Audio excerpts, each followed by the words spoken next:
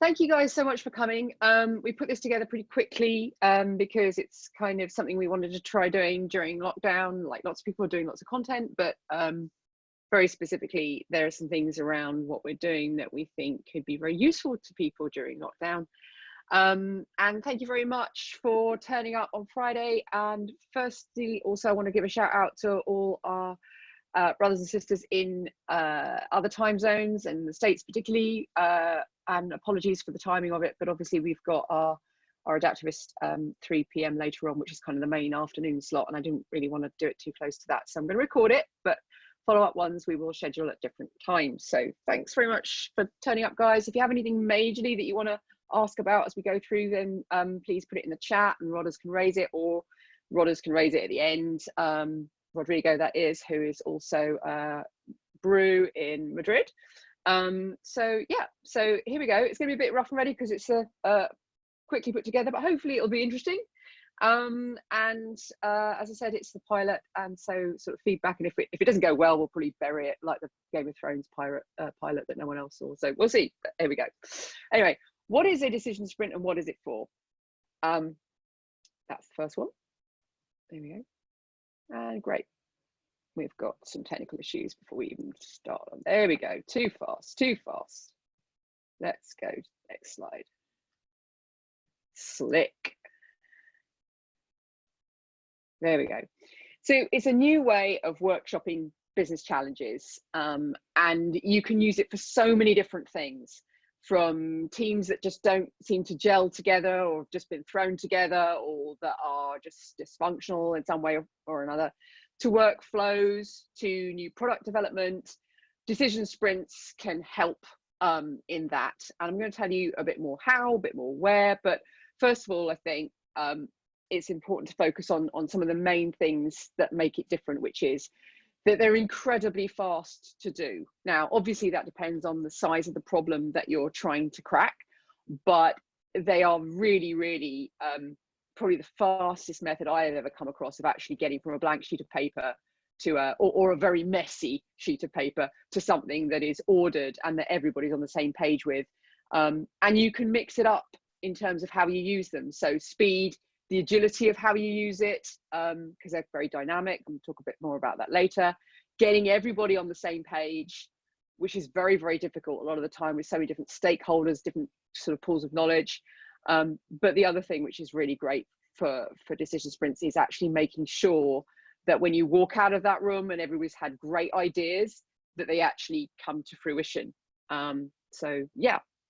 But first I'm going to talk a little bit about the origin story, because I'm not going to sort of sit down here and say that this is something that we have come up with entirely ourselves, because that would be the biggest lie. We do stand on the shoulders of greatness.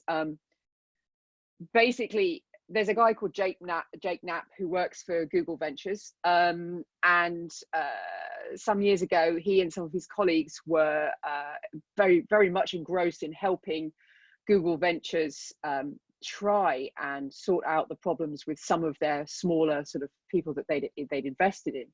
And they basically wrote a book called Sprint, and they call it design sprints, how to do design sprints. And that was very much around bringing together a whole bunch of sort of battle-tested business behavioral science techniques of how to brainstorm, getting from a blank sheet of paper and a big problem in terms of a product design or architecture to a prototype which you could test and then go and build. And it's a kind of what I'd call a long form sprint, because it's like a 5-day process and it's super intensive. It's really, really fun. And it's incredible because it really is an incredible bit of writing for a start, in terms of bringing together things that really do work. Highly structured, really high energy way of being able to deliver on or sort out a major problem and deliver a solution which is going to go to market and work. And we started off about 2 years ago, just buying this book and trying out some of the techniques they used, But very much this works, design sprints work if you use them very rigidly in terms of following their exact process. And it really is very impressive if you do. And it's huge fun, it's very rewarding. And obviously it's not just, you know, rewarding for people taking part, it's rewarding for the business because it produces something which is more likely to actually firstly happen, but also be very successful, which is what everybody wants. So that's the first thing to say. We have sort of stood on the shoulders of greatness of Jake Knapp and the Google Ventures guys who have used design sprints for a number of years. And some of the companies, you know, some of the biggest brands on the planet, and some of our friends that we work with there are people that are big advocates of design sprints, and they're being used a lot in the world of certainly web design and product design. People use them a lot. The other thing to mention is a company called AJ and Smart here in Berlin, with whom Simon has some contact, and it was kind of their use of Jake Knapp's sort of methodologies and how they use it that kind of gave rise to us thinking about maybe we could use this. Those guys took what Jake Knapp did in the long form of design sprints, and they kind of made it a bit their own. They made it a bit shorter, they took some bits out of it, but again, they use it very much for designing actual apps, products, that kind of thing, and also helping companies do their own. And then it comes to us, and I suppose the thing to say really here is we started off doing design sprints very much in their long form, and we also checked in with some of the stuff that AJ and Smart share in terms of how they use it and that type of thing. But the fact of the matter is that the longer it went on and the more we used it with clients and also internally and with our family at Adaptavist, we became aware of the fact that there are an awful lot of methodologies in here that can be used in things that are nothing to do with just design, so literal graphic design or even wireframing or anything like that. It can be used in so many different contexts, and the reason that I felt quite evangelical about this is because I don't come from a background of tech at all. I come before I joined sort of what's now become Brew about 8 years ago. I worked for big communications agencies like Publicis and that kind of thing, and I ran very large advertising accounts, and my main I suppose skill or my background in doing that was communications planning, so talking to a lot of clients about how they're going to solve their problems and actually trying to sort of challenge them on what they think their problems are.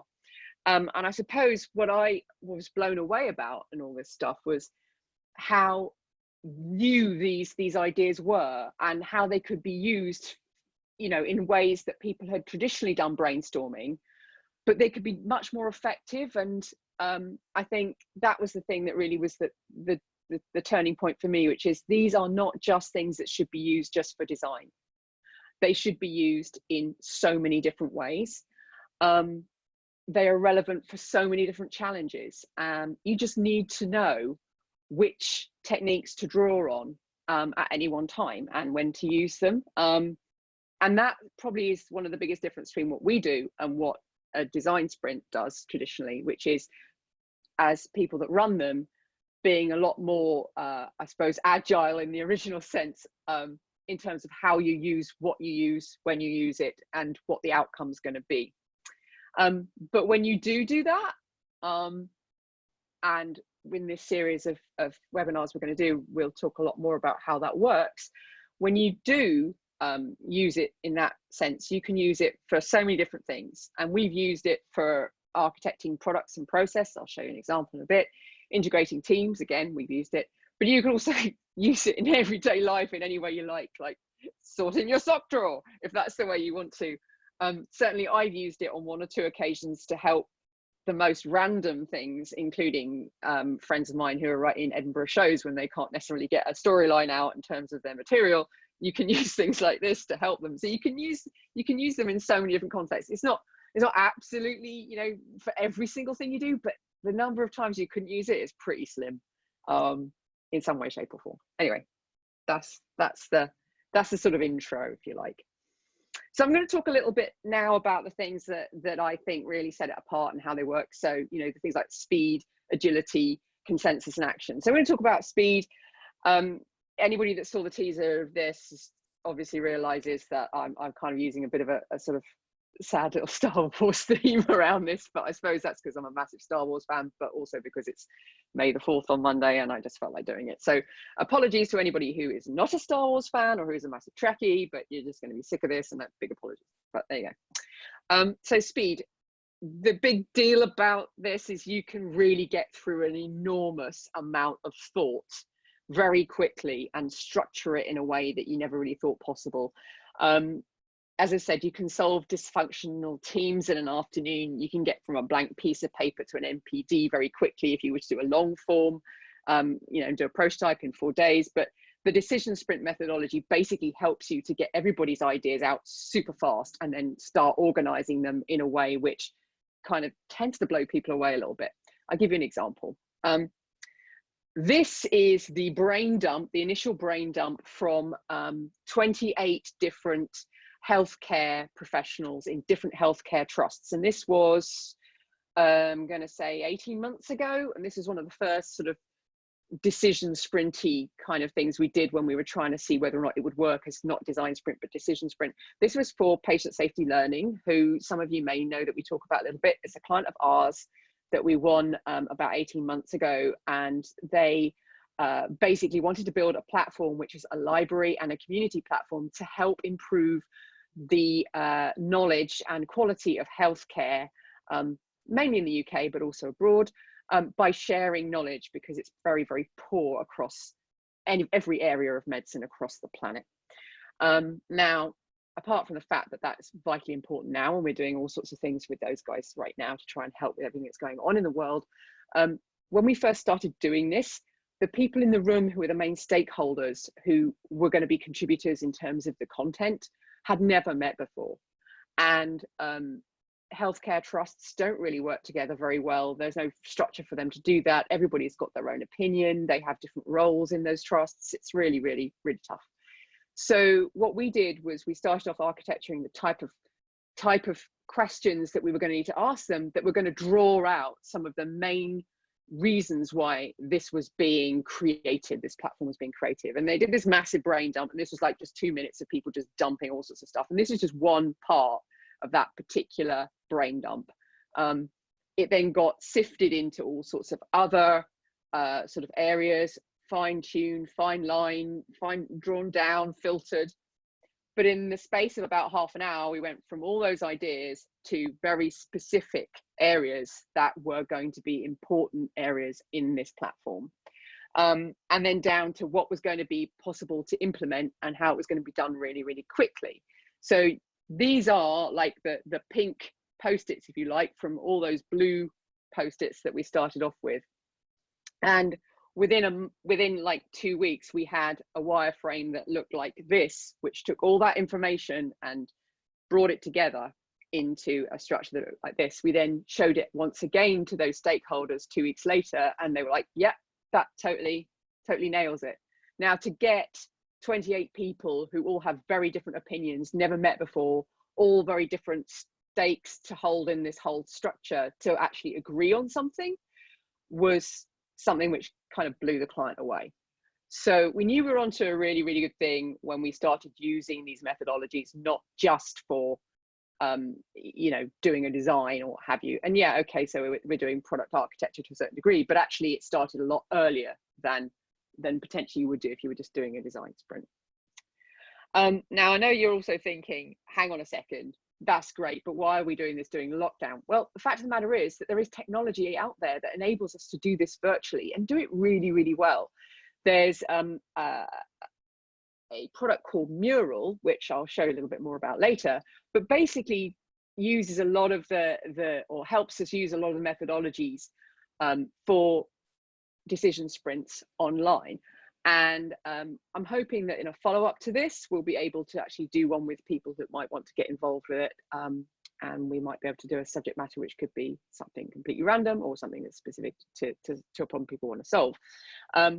But essentially, it enables you to use all the materials that you would do if you were all in the same room, but virtually.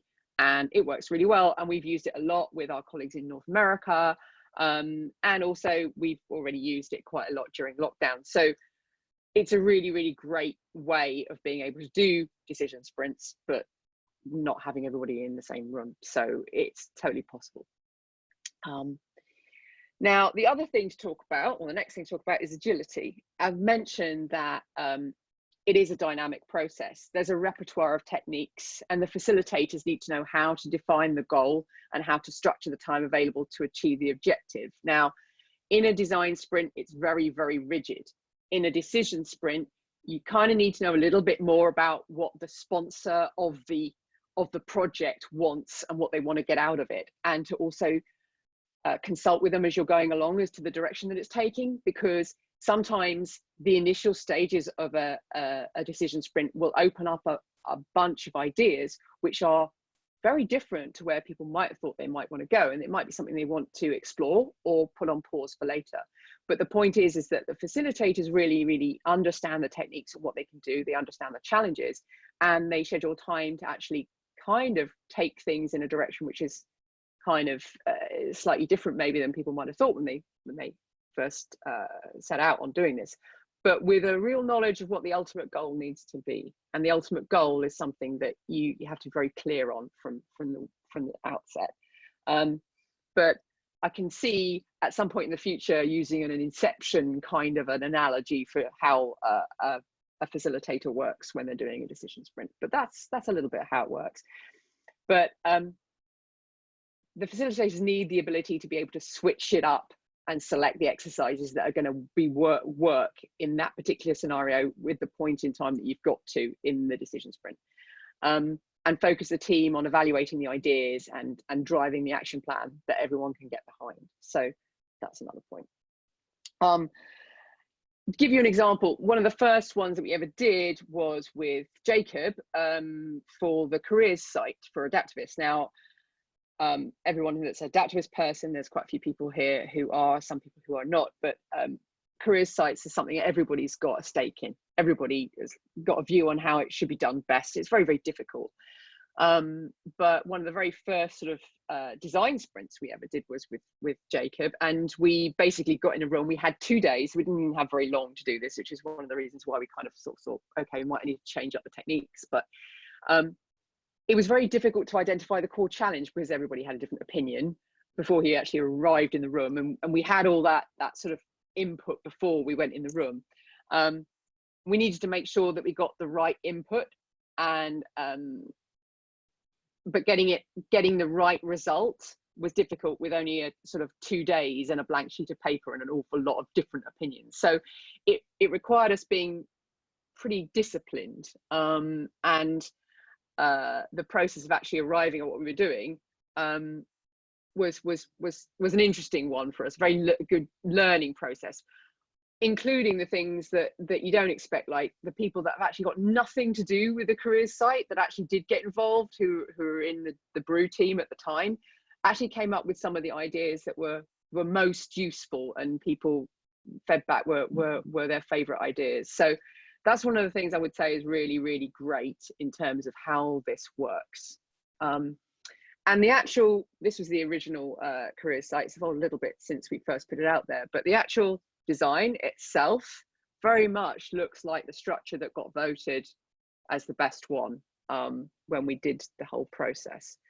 And some of the things that came to the fore made it straight through to the mock-ups and landed up going live.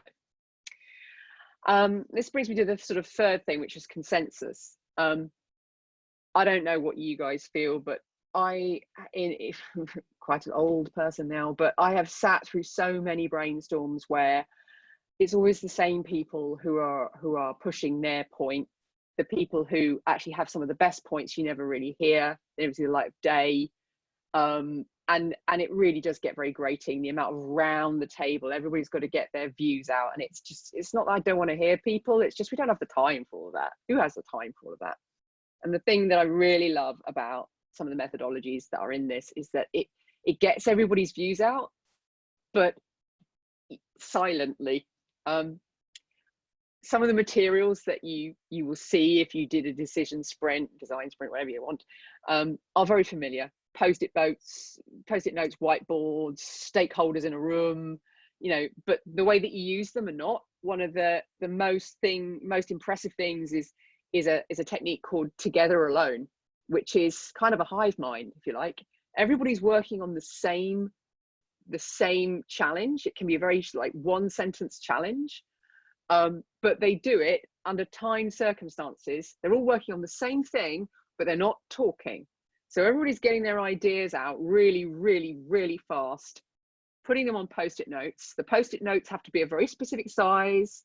You know, the font you use, if you're doing it virtually, has to be a very specific size. If you're using it in a real world scenario, we've got a bunch of Sharpies that are a very specific size, so that you have to be concise. And no one says anything. And that's always very entertaining, because it's the opposite of what people normally do in a scenario like this. But that's how you actually arrive at getting everybody's ideas out, and then being and basically cutting off the endless round the table discussion with the loudest voice always saying the same thing. And you know, it's a really I suppose cathartic way of being able to get great ideas out, as well as bugbears and problems and challenges. And the other thing really to make to take note of is really the fact that people are all allowed to have their say in terms of what ideas people think are most important. It's done by a process of voting. And that's not to say that the people that don't have a greater stake in the whole project don't have a greater weight, but the way that that's arrived at is done in a way that everybody in the room can see that the collective thought is going in a direction that's evaluated in a very succinct, very objective fashion. And it's done really fast, and it's one of those things that, because people can actually see that everybody's heard you and everybody's seen what you have to say, and everybody has similar ideas, they can show similar ideas. But just because there are a lot of ideas that were very similar doesn't mean to say that the one person that thought of this great idea over there isn't going to end up being the one that actually had the best idea, because that's what might get all the votes. So it's really interesting. It's really great for actually getting everybody on the same page, because they can see all the ideas have been considered, and they can see how that's been debated and how people actually feel about those things, and the reality behind trying to make them work. This is a session that we did in half a day with the marketing team last year.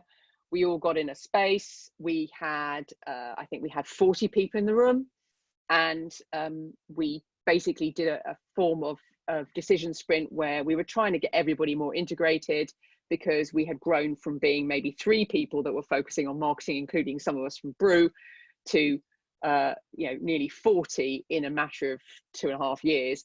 And we hadn't really reviewed how we were working, which was a bit silly, really. And once we all got in the same room and we all started talking, we identified some of the areas that were blockers for us all working together more like a brain, less than a machine. And it came together very, very quickly, and everybody understood what they were doing, and they understood why it needed to change, and it resulted in some initiatives that happened really fast. And they're still evolving now, as they should. But the point is that we got everybody on the same page really fast. And this brings me, I think, to the last point, which is action. And action's always the bit, really, in any sort of, I suppose, workshopping scenario, which is a problem, in that everyone's really, really excited, and they're on the same page, and they really get it, and they're fired up, and they've all been on this in the room together, and they're gung-ho, and they walk out the door, and then the real world happens, and they go all operational, and it's all kind of, oh yeah, all of that stuff drags them into a mire of that momentum being lost. And I think that one of the main things about decision sprints is the methodologies for action. So the actions of what you do when you've made the decisions about how you want to actually go about things is to make them realistic. They can't just be the idealized, yes, we should do this, but we're going to get around to doing it next year. That's no good to anybody. We need to actually do some action. It needs to be something that's practical. And you review them with the original objectives in mind. Effort impact scales is something that a lot of people might be familiar with. I think they were pioneered by one of the big merchant banks, I can't remember, or maybe it was one of the big management consultant firms. I think it might have been Pricewaterhouse, not sure. But effort impact scale, very simple methodology, 2x2 chart. impact up the top, effort to the right. You take your best ideas and you evaluate how you're actually, where in these four you think they sit. So you take your top one that got the best votes that people think is great, and you go, okay, how realistic is this to put into practice? Is it going to be something which is really easy and it's going to be high impact, or is it going to be super hard because it's a very long project that's going to require a lot of input? And you know, how's that sitting there? And that's actually the area that has the most debate, really, as to how easy it's going to be to actually implement something and how much impact it's going to have to the original goal that you're trying to actually achieve. But what's really important is that you understand that just because something might not necessarily appear in what we call the sweet spot, which is the top left, where it's high impact and it's, you know, it's something that's relatively low effort to implement. Just because you do that doesn't mean to say there aren't other things that you would implement just because they're going to be a bit more effort, but you might categorize how you go about them slightly differently. So top left is something you action straight away. Top right is something you turn to a project. Top left is a task, and bottom right is something you ditch. And that particular segmentation of those four things is something that Lego do. They turn, you know, things into actions, projects, tasks, and just bin the rest because it's just a lot of effort and not a lot of impact. Why would you do that? So that's a kind of quick run through of how you evaluate some of the ideas as to which ones you actually implement. And then the next thing you do is you take those ideas. You see on here, this is one we did on Mural, where you've got all the voting going on. You can see the number of votes that everything got and where things sat in the effort impact scale there on the right. And then you literally create the next actions, and you don't leave the room until those actions are put in place and deadlines are put in place. So that's how that works. There is more to that that doesn't necessarily exist in you know, in design sprints or Agile and Smart, that we have pioneered and we're doing more of in terms of actual momentum and making sure that it is maintained. But that will be the subject for a later one, provided people want to hear about it, a later webinar. So that's great. What next? What next is, firstly, has anybody got any questions? And a bit of feedback would be nice, maybe in this or not in this. But what I'd really like to do is to show you how to do a decision sprint in some way, shape or form. So what I'd like to do is hear from people who would be interested in signing up for doing something next week. We've got Hack Day on Monday, otherwise I would do a Star Wars based one on May the 4th.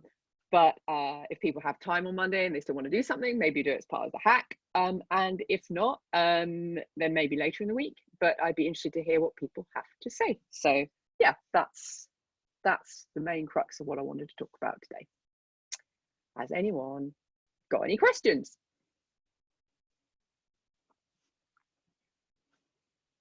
Rodders, do you want to deal with Yeah, there are no questions here on the chat. I think one thing that we can do also, I have a document that shows some of these techniques we can actually probably send to people today, and they can use some of these techniques on the hack day itself with their ideas as they're working their projects. That could be interesting. Cool, that's great. One question, how to pitch it? Will, hey Will, come and talk to me. Hey, hi. Hello you, your hair's got very long in lockdown, darling. You look great though. It's been a bit, yes. How you been?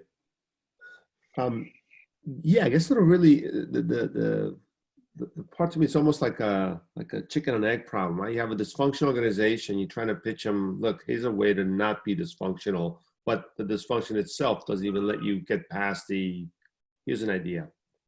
Yeah. I was wondering if you had any insights on that. Yeah, I think probably the best way of doing that, if you imagine the first really big decision sprint we did, I think you were there, was on the Thursday of the winter conference. Do you remember when everyone was super hungover, right? It was 9 a.m. and the whole of professional services had to get in a room. We had no whiteboards. So we had to make the whiteboards out of wrapping paper, Christmas wrapping paper, right? And everyone was like, oh God. And no one knew what anything was about. I think the best thing to do is just to invite a bunch of people, don't tell them what it's for. And then just create content based or get the goal from whoever wants to sponsor it. And then you architect a bunch of exercises that are actually going to get those people on the same page. That's the first thing to do. And you can start off by doing stuff like that. And the actual getting people working together, and then ask them for input in terms of the subject of being dysfunctional and how to deal with it. So you almost like make the decision sprint actually out the issues that they've got, and then say, okay, this is how we're going to solve them. But you don't actually tell people that that's what they're going to be doing in that room at that time. You invite them, but you don't tell them what it's for. That's one of the key things, really. But it depends on the scenario. We'd need to talk more about it. But it's one of those things that when people get exposed to it, you genuinely tend to get pretty positive feedback most of the time, because it's just not what people expect. Not what people expect. So I don't know if that answers your question, but if the very dysfunction of it is a problem, then you basically kind of get people between the eyeballs by just doing it and not even necessarily asking permission or saying, is that okay with you, or have you just get them all in the room. Okay. Does that make sense? I'll ping some more, because there's definitely a big project we've been kind of spinning on how to be more effective, I would say. Yeah.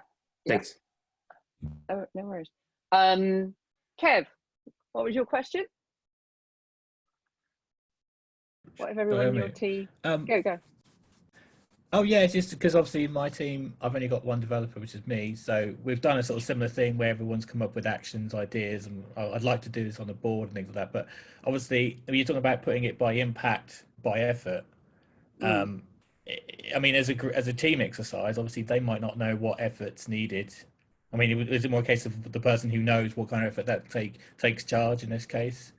Because obviously they know what impact it will have, because they know their customer base. I don't know their customer base. I don't know how these features are going to impact, but I know the effort. You know what I mean? That when you're doing effort and impact, surely there's going to be some people that are going to specialize in one axis than others. Absolutely. But that is the subject that's the one time where you do actually talk and have a bit of debate. It's the one time that people do feel quite strongly about. And your methodology for doing it, you'll see it if we do one, is you take your top post-it, if you like, that's got the most votes, and you go, right, okay, in the middle, and then you ask people to comment on where they would put it. It's the first one that's the most important, because that kind of is the gearing for everything else. And obviously not everybody's going to know. Yeah. Exactly, but it is not unusual for there to be different areas of expertise, and one person knows about the impact it will have versus another person. But you say, okay, well, I think that's super important for actually changing everybody's, approach to this issue from a customer perspective. Really, really high impact versus these other things. You think, okay, but that's going to be probably like a 3-week, focus thing, or a 3-month focus thing. So you say, okay, relative to how much impact that's going to make, that's more of a project. So it's going to be top right, but high impact kind of a thing. Do you know what I mean? It is a debate between you. It is a debate. Yeah. Well, I like that. Thank you, sir. That's all right. Is that Jim will paint it on your wall? What, Paul? No idea. That was probably one. That's fine. Lou would love to see a sprint in action. I would love you to come to the sprint, darling. Talk to me. Tell me a thing.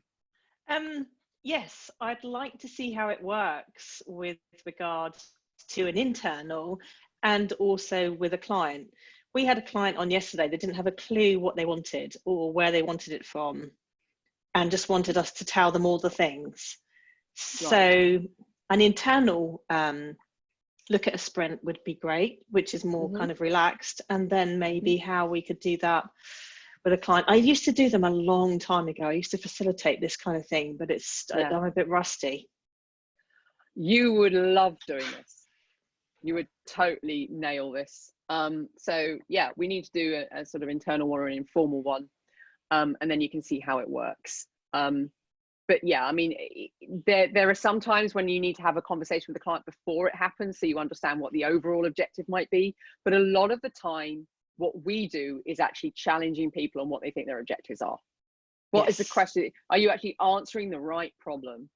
Yeah. And Which that is was one of 90% of the CS stuff. Sorry, didn't mean to talk over you. It's 90% of the CS stuff that you're trying to get through on qualification.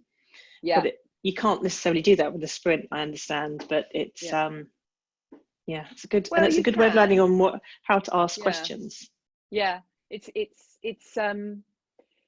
it would be interesting to talk more about how that could be used, because there's going to be some things that you could use, some techniques you could draw on to do it, even when you're in pretty limited access to how you can use people with extract the information from. But yeah. Have we got any other questions here for those? Something about a Blast Bear t-shirt. That's it. Sorry, what the t-shirt? No, okay. Okay, well, I will send out a little follow-up asking if people would like to be involved in an informal one, if they like, and see if people want to go further with it after that. But I'd be interested to hear any sort of feedback people have with regard to sort of more about decision sprints. There's an awful lot more, different ways we could take it. Got a little bit of a plan of what the next ones would be, but yeah, any feedback would be great. Any other questions people have that they want to just ping me directly, please just let me know. I hope that was interesting, and I look forward to getting you all involved in a decision sprint of some form very soon. Was there any other questions that I have not seen, heard? Nope. No? Okay, cool. Well, thanks everybody very much. Take care. Thank you. Have a lovely Friday. Bye-bye. Bye. Bye. Thank you. Thanks. Bye. Adios.